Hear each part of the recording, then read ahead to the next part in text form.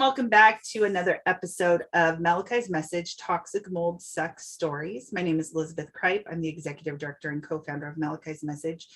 I have the unique privilege today of being able to speak with Marijke McCandless. She is an author, writer, and a workshop leader. And I actually found her on the Medium platform on a piece that she wrote about mental illness and mold in regards to her and her husband's journey. And it was so inspiring. So we reached out to her and we knew that everybody that follows us and listens to us needed to hear the story as well. Thank you so much for joining me today. I am excited. I've been very excited about this interview all week. Thank you, Elizabeth. Me too. I'm really excited to be here too. It's good to connect with people who understand. Mm-hmm. Yes. And your journey actually started a little bit differently than a lot of people we've spoken to, because you didn't go from square, like point A, just straight to mold. You guys kind of took a detour, right? And thinking that Alzheimer's was involved. That's right. You know, as an aside, it's possible that there's a connection between worsening Alzheimer's symptoms also and mold.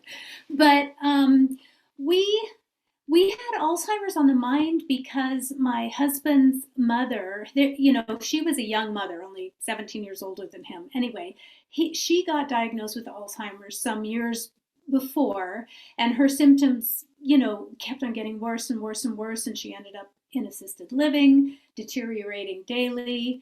And my husband, Jay, was just, he was just terrified of succumbing to Alzheimer's because it's such a devastating disease.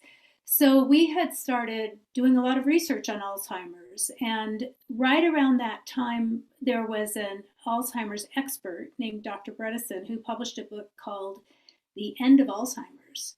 And we had heard of him for some years before and were sort of waiting for his book to come out. So his book came out and we decided to just dive into this anti-Alzheimer's protocol because it was also preventative. If you could cut down on the inflammation markers in the body from all sorts of ways, then you increased your chances of not succumbing to Alzheimer's, especially for my husband who has one of the genetic markers. So we had gotten that book in August, but through the course of that year, he had been developing these debilitating symptoms that were kind of all over the place, and was hard to pin down, and we traveled a lot, so we weren't always in the same place. We didn't really understand for a long time that it was connected with the house, that they were all connected together because they were all different symptoms. But he had abdominal pain, chronic fatigue. I mean, his abdominal pain got so bad at one point he ended up in the hospital. Pain of 7 out of 10, and basically they said it was gas. And we got prescribed Prilosec or something and sent home, and it's just so unsatisfying because it was like, okay, well, gas could be really bad, but it wasn't, but he had this chronic fatigue, but he was developing this other symptom, which was really what got his attention. And that was what he self-called brain fog. And my husband is an antenna engineer, and he's known for, okay, so I got to say this because he's my husband or whatever, but he's brilliant. He also has like more than 20 patents to his name. So he's very innovative, and he's smart. And he knows when his brain is working really well, and he knows when it's not working really well. And it was just, he said, I find myself pacing from room to room and forgetting what I'm doing from one room to the next. My friend quipped, "Hey, that's motherhood with young kids," but yeah, right. But for him, it was so obvious. He couldn't sit down and do his design engineering problems because he couldn't focus. So, but we would be going on trips, and we would be somewhere else for, business trips and things like that. And so we would be out of the environment and things would get better, and he would think, oh, okay, I guess I'm getting better, right? Because we just didn't know. We didn't know this environment. But then over Christmas, it was, when your kids first leave the nest, it can be hard to figure out times to get the whole family together, and it's a treasured time. So our family is also a family of rock climbers. And Awesome. we had arranged, so physically active, and we had arranged for our family vacation to be up in the Sierras rock climbing with the kids. And the day after we got up there, he said, I have to go home. I'm too sick. I can't think. I don't feel good. I have to go. And that was like, holy crap. That was just unheard of that he would Yeah. miss out on that opportunity. So it got my attention in an even bigger way. It got his attention too. And as soon as we got home, we decided we needed to. We had sort of gone to doctors, like our family doctor, he'd sort of mentioned it, and it was never quite taken seriously, or it wasn't maybe bad enough symptoms at the time that we went, or I'm not really sure. But because we had been embarking on this anti-Alzheimer's protocol, we didn't want to, whoever we went to, we really didn't want to have to explain all of that to them, because it's complicated. It's not just like take a pill and get better from Alzheimer's. It's like figure out what's causing the inflammation in the body, and you do a special exercise and special diet and special supplements, and it's a whole involved protocol. So we decided to try to find somebody who had been trained by Dr. Bredesen and talk to them, because we were still thinking Alzheimer's at this point, because of the brain fog. And so we found this woman who was an hour from our house, who was a Bredesen trained naturopath. And her name is Dr. Heather Sandison of North County Natural Medicine, I think is her business. Anyway, we went there, and that experience was remarkable in that she she interviewed Jay for like an hour. She asked so many questions about, what his symptoms were and all these different impacts, and she just really dove in. And then she said she wanted to do a battery of testing, and she kind of mildly explained what they were. We didn't, blood testing or whatever, and urine tests. And so we just said, yes, we're willing to do anything. We know that this other protocol we're on, so we trust you for not interfering with that. Right. So she did this battery of tests, and when we went back, she went through the test results with him, and then very quickly she turned to one of the test results and she said, "Oh, do you have mold in your house?" And we're like, "No, I don't think so. I mean, it's probably the newest house we've ever lived in our life." And she said, "You have mold in your house." She said, "You have an ongoing exposure because she had done a mycotoxin test. I don't know all of the details of the names of it, but apparently it was testing for different markers, and his were off the charts. He was off the charts. And she just said, you can't have those kind of numbers if you aren't having an ongoing environmental mold exposure. So that just was, it was sort of simultaneously, it was kind of relieving in a way, because she didn't say, "Oh my God, you already have Alzheimer's or something." Yeah. She said, you have this thing that we can fix, which was amazing. So she said, yeah. So that was kind of the moment that shifted the trajectory a really different way for us. Was mold something that was even on your radar at that point? Was it a concept you guys were even considering? Mold was on our radar to the extent that you kind of hear tiny little backstories about, oh, you got to beware of mold or whatever. But it wasn't, and so this was a newer house, but one of the floorboards in the kitchen had like some black coloring on it. And so Jay's like, oh, that could be mold. We should be careful of that. And we had ordered an at-home test where you scrape it off and you send it in, and the test results came back and they said, no, it's all normal. So we went, okay, great. We never saw any water anywhere. We never, everything was painted, so you don't know what the drywall looks like, right? Right. So we let it go. I mean, we just didn't realize. Um, and I never, ever, and even if I would have thought of mold, at that point, I associated it more with like allergies, just allergy kind of things, like maybe swollen eyes or goopy nose or breathing problems or something. Right. I never would have connected it with brain um, activity or brain, function. I love that you said that, because that is a common misconception, right? People think of mold on their food, or they think of, like you said, basic sinus allergies is a big one, right? Or asthma. But very few times do people realize it can cross the blood-brain barrier and start to cause neurological issues. Yeah, Yeah. just had no idea. So where did you guys go from there then? So, and can I say it's incredible that you found a doctor that quickly? Oh my Like, God. what an insane thing to go to a doctor you're hoping to see for an Alzheimer's protocol, and then to also have them like no mold. That's insane. Most people go to mold doctors and they're disappointed. They find out they don't know about mold. I know. It was What a gift. it was serendipity. It was, whatever. It was the stars aligning so I could write this article, maybe. Yeah. Who knows? But Dr. Sanderson, it turned out, had studied mycotoxins quite a bit.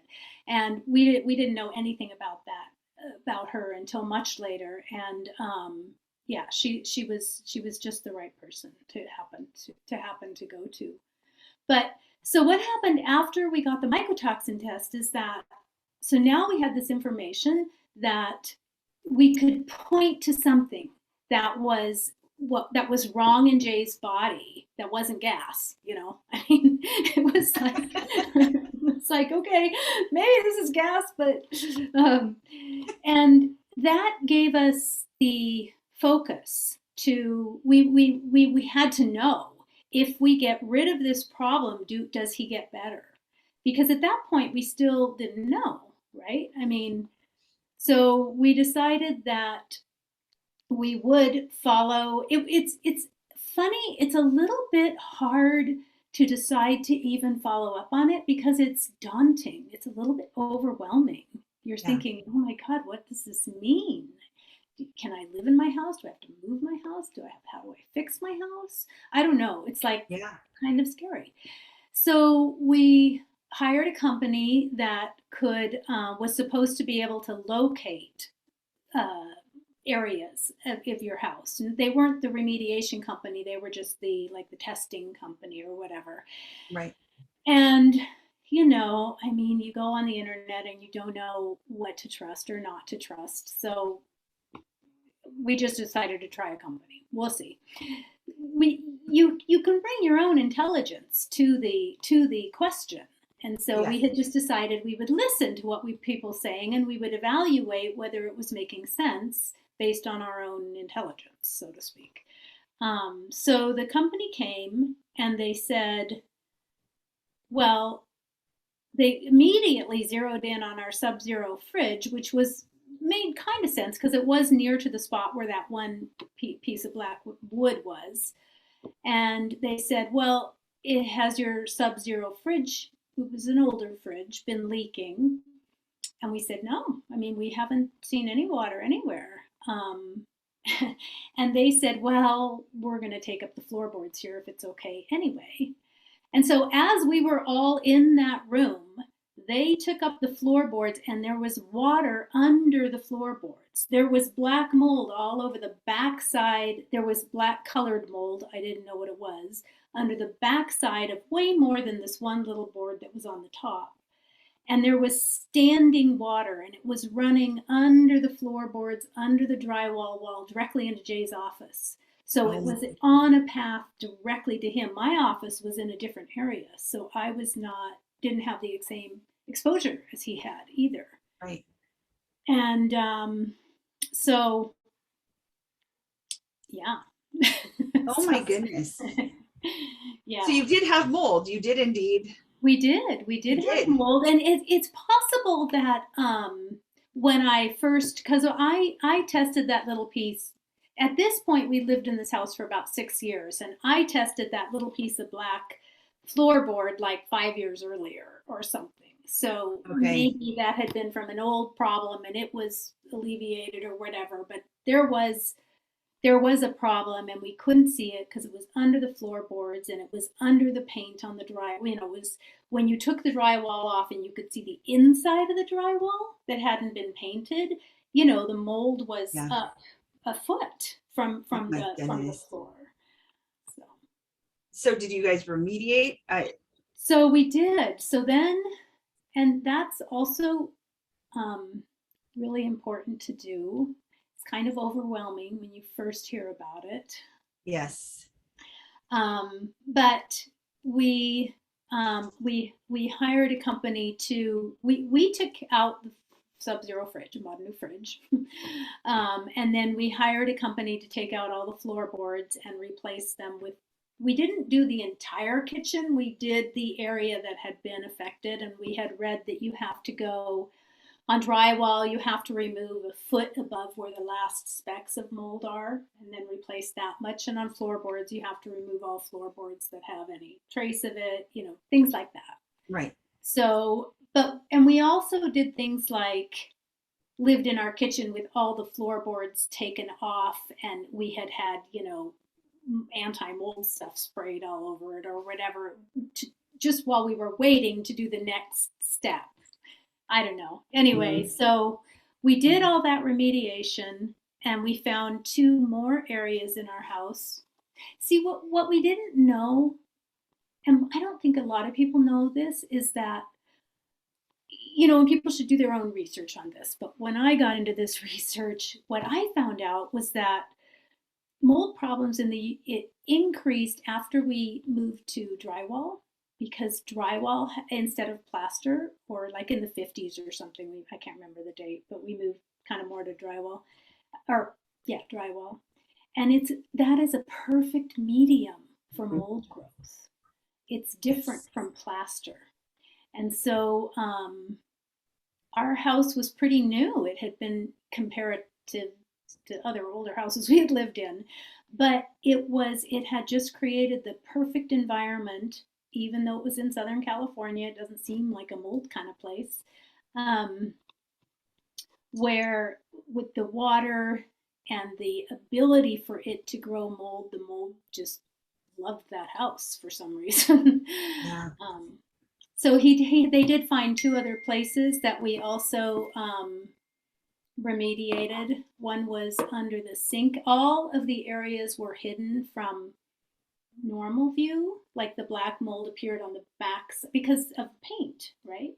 So it appeared on the back side of the drywall under the sink. And there was another place, a skylight had leaked in the master bedroom, and the water ran down into the master bedroom closet, which that closet prior to us had been lined with cedar planks. And so again, the water didn't come to the front of the planks. It was in between the planks and anyway. I have to appreciate the fact that you were being so open and honest about when you first heard about it. It was overwhelming because I mean we've been in this for so long now that I have to remember that sometimes that it's a big overwhelming new concept that if you just start Google searching mold and remediation and inspections, you get so many answers that you kind of just want to sit there in the fetal position and cry and go, I don't know which one to do. Yeah. And I appreciate too that you talked about intellect, and I think people need to remember that you still have to use your own intellect and you still have to compare what you're seeing with what you know to be true, right? It's overwhelming, but you still have wisdom, you still have your brain, as sometimes, right? Unless we're in brain fog, then it's kind of there, right? But I appreciate that because it's something that people need to remember. And remember, you still can empower yourself and you still can go research this and learn about it to make sure you're making a call that you're not going to regret. Yeah. And we took it in steps. We knew that the kitchen that was flowing into his office was the worst one, because that was obviously where he was all the time. I mean, he worked remote even then. I sat at his desk and designed antennas, and so we just kind of decided to take it one step at a time. Okay, Yeah. we're going to take the bad floorboards up and throw them out. We're going to spray the hydrogen peroxide all over the underlaying floorboards. We're going to replace the fridge. We're going to remove the drywall on the way up, and then live with it for a while without our house looking perfect, Right. because we wanted to know if it fixed the problem, really. Yeah. And really, the proof was in Jay got better. His brain fog got better when he was not in that room with the mold problem still ongoing, and it happened pretty quickly. So it was overwhelming, but I don't want to say that he got 100% better, overnight, but he got a lot better quickly, noticeably better quickly. He could work again. So, it was, it got our attention also. It's like, oh, okay, this is daunting. And if you take care of it, things get better. That's helpful, Yes. Yes. Yes. So, yeah. Oh, I So love that motivated us to take care of the other areas too. And then we would hire a company to come in and measure for, to get a hygienist certificate that they could not measure mold spores anymore. That was helpful. But really the litmus test was Jay's health, and his health improved. It directly related to fixing the mold problem. No question. So what was the time frame from when he started to experience the brain fog to when you started to see a noticeable difference? How long was that journey for you guys? I wish it was faster. It takes so long to go down the different avenues of things that it might be. Yes. I don't know. Yes. I think it was probably, it was under a year, but maybe not much under a year, maybe 10 months or something like that, when maybe a year, really, from the moment that he started having symptoms that we didn't know what they were, maybe they were Alzheimer's, to them getting worse instead of better, and having these other two, meeting Dr. Sanderson in January. I think by July we had figured, then you do the testing, and then you do the remediation, and then you see if you feel better. I think it was about maybe July or something like that when, he was better. Yeah. And he was getting better along the way as soon as we started remediating, but it takes a little while. It does. It does. Unfortunately, I agree. I wish it was faster. I wish it was like, a pill that, oh, there's mold. Here you go. You're fine. But it doesn't work that way. Yeah. Were you impacted as well? Like, I know that, sometimes, and it's really ironic to me because most of the time we hear about the wife being the one who is sick and the husband being the one who is kind of trying to sort it out. And so this is very much a flip-flop. Yeah. Yeah. So one of the things that we found out from Dr. Sanderson is that some people are genetically more able to get rid of mycotoxins in the body. And they're, for whatever reason, I think it's genetic actually, maybe it's the other people who don't have something that they need to help them get rid of it. I'm not sure. But we didn't actually go down to the genetic tests, but I lived in the same spot, not in the same house, not quite in the same location as much as he was. So my exposure was a little bit less. But my mycotoxins, I did not have mycotoxin markers on my test. Mine were like, I didn't have any mycotoxins to worry about. And so, but one of the things that we noticed is so to first order my body, and because my exposure was less, because my office was in a different place where I worked, my body could get rid of it as it went to first order. But when we got involved in the remediation, I sometimes would get involved in like the tearing up of the floorboards or things like that. And on one day in particular, he was gone and I was just in, because we knew that I wasn't really that badly affected, but I was in there tearing floorboards up, sweeping, my face was in this stuff, really. I mean, I had a mask on, probably, maybe I didn't, who knows. Um, anyway, I didn't feel good at the end of that day, and I got a migraine, and I'm sure it was just because I, in that period of time, was exposed to more than my body could get rid of. But Jay, he is, to this day, he's like we call him the mold Geiger counter.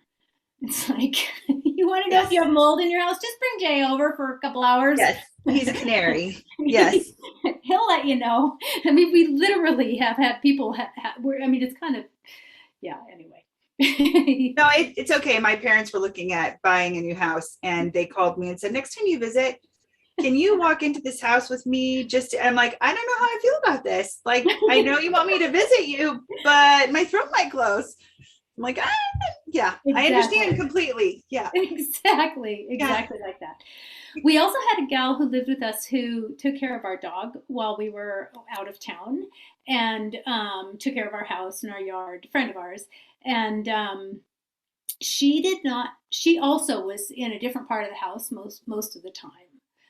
But she would come in the kitchen, so she had some exposure to the same area. And she didn't have Jay's symptoms. But she did go through swollen eyes, runny nose, kind of allergy sort of symptoms. Okay. So, probably that was related to the. Yeah, I think that's incredible though, that I still think it's fascinating how our bodies process this, because 3 different people in the same larger environment, right? But you guys all experience such different symptoms and such different journeys and experiences with it. It baffles me. Like, that is still a very, I don't know, it just interests me the way the body processes it. Exactly. And it also contributes to making it hard to diagnose, because you think, oh, well, if this is environmental exposure, everybody's going to have the same response. But it's just not true, because our bodies are different. And yeah, it's not like the flu. You can't just say, well, if you have body shakes and you're vomiting and you have a fever, then you should go get tested for the flu, because everyone experiences that, right? You can't do that with mold. You just can't. I know we want to touch on, because we talked a little bit about mental health, because that's actually how I found your article, was that topic. But first I need to thank one of our corporate sponsors.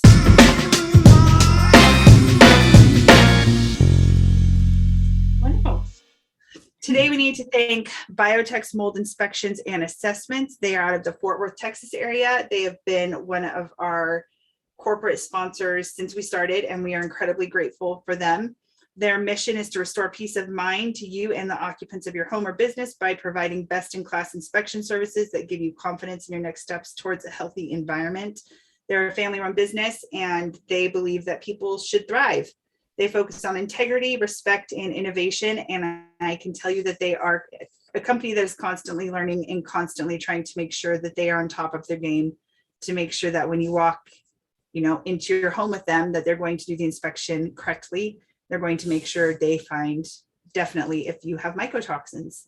So please contact them. We'll include their slide and their link with this. But thank you so much, Biotechs.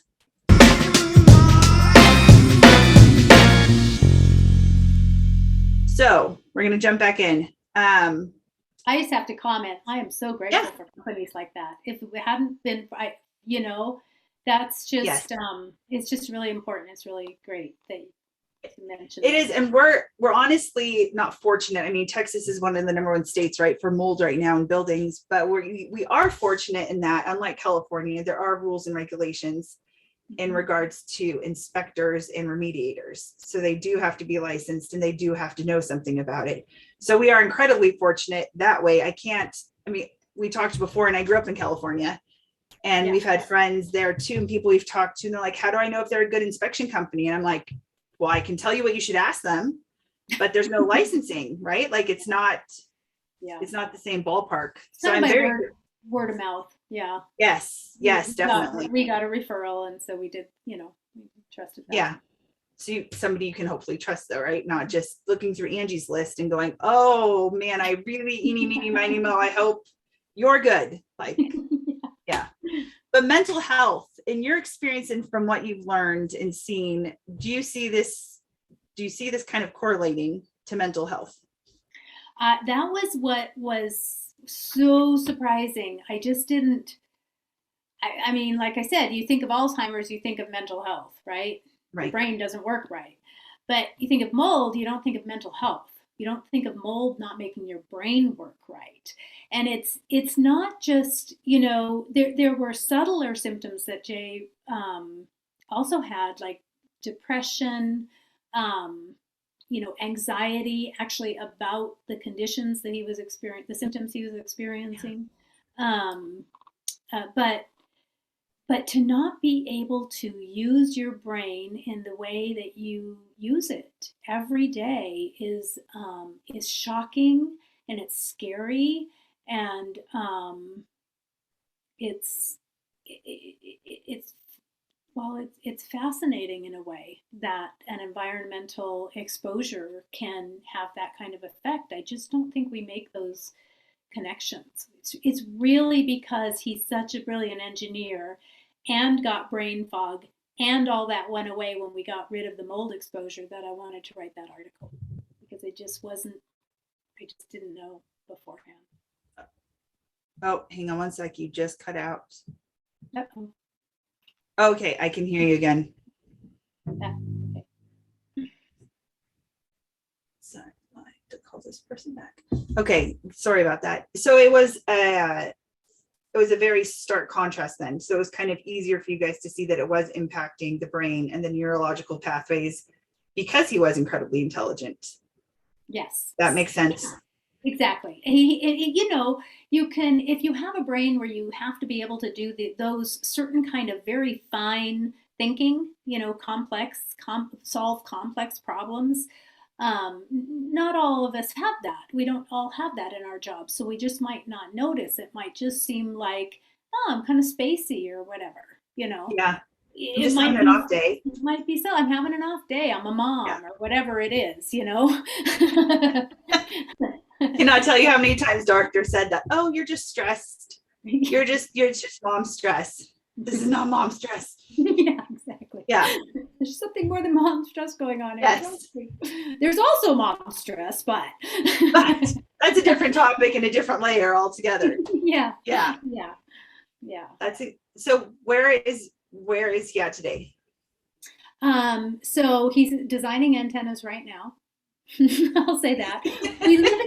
We actually live in a different home now, although he had gotten back to the point of designing antennas in our old home. We just moved because we want to be closer to our kids.